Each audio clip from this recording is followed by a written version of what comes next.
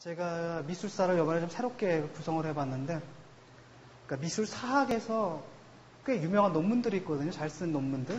또는 이제 미술사학에서 꽤 유명한, 뭐랄까, 저서들 같은 것들. 그래서 그런 것들을 중심으로 이렇게 대충 역사적인 흐름을 구성하게 되면은 아무래도 미술사를 그냥 보는 것보다는 조금 낫지 않을까. 그래서 미술사 깊이 읽기라고 해야 되나요? 그렇게 컨셉트를 좀 잡았습니다. 그리고 첫 번째가 그 파놉스키의 논문인데요. 파놉스키의 논문 중에서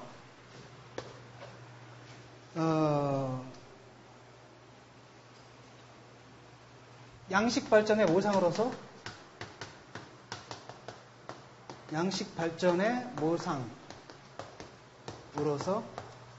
비례론의 발전이라는 짧은 논문이 있습니다.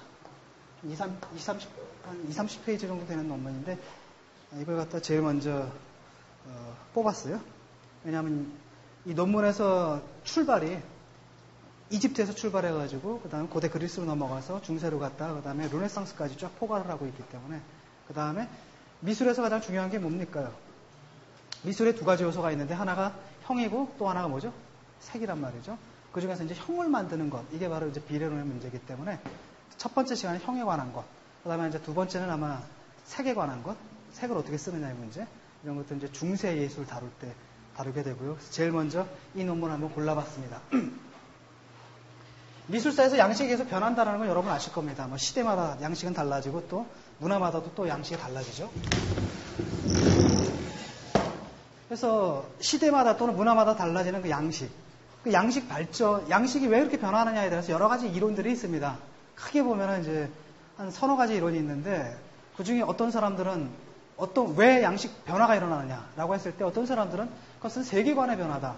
특정한 양식을 만들어낸 그 사회의 성원들이 갖고 있는 세계관, 그 세계관이 변하게 되면 당연히 양식도 변하게 된다. 이렇게 얘기를 하죠. 그래서 가령 교회 건축만 하더라도 우리는 고틱 시대의 건축하고 그 다음에 르네상스 시대의 양식이 다르다라는 걸 알 수 있습니다.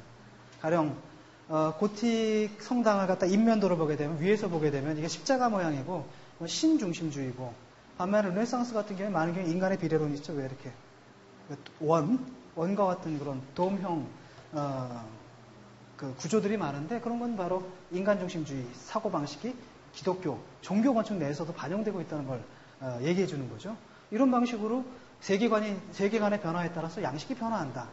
이런 그 예술사의 견해가 있습니다. 그걸 갖다 우리가 뭐라 그러냐면 가령 정신사로서 예술사라고 얘기를 하죠. 정신사로서 예술사. 우리는 로마네스크 양식과 고틱 양식의 교회 양식이 다른 걸 알 수 있습니다. 거기에는 뭐냐면 둘 다 기독교 중세지만 그 세계된 관념이 달라요. 그 세계관이 약간 변화가 있거든요. 그렇기 때문에 양식의 그 변화가 나타나는 것이고요.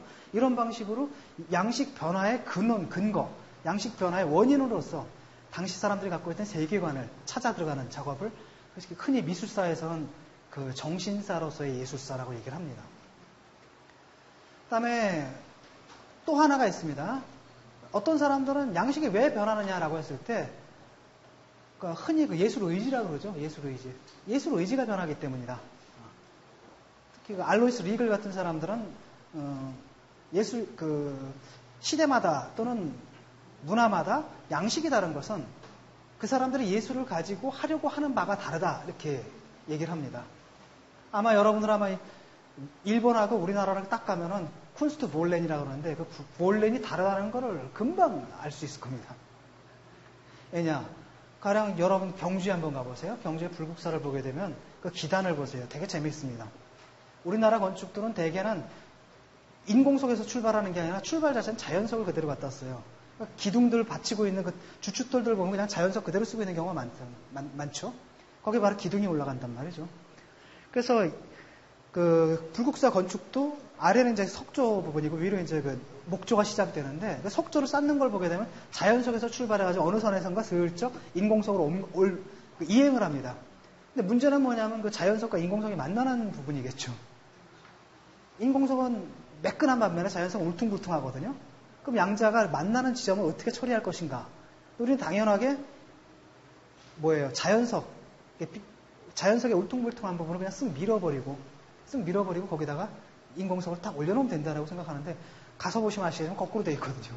그러니까 인공석의 밑부분을 자연석 모양대로 팠어요. 이렇게 파고들었거든요. 그런 거 보면 굉장히 뭐랄까 처음에 이제 어처구니 없다라고 해야 되나요? 어처구니 없다는 생각과 더불어서 굉장히 큰 충격을 받았는데 아주 신선한 충격이었어요, 저한테는.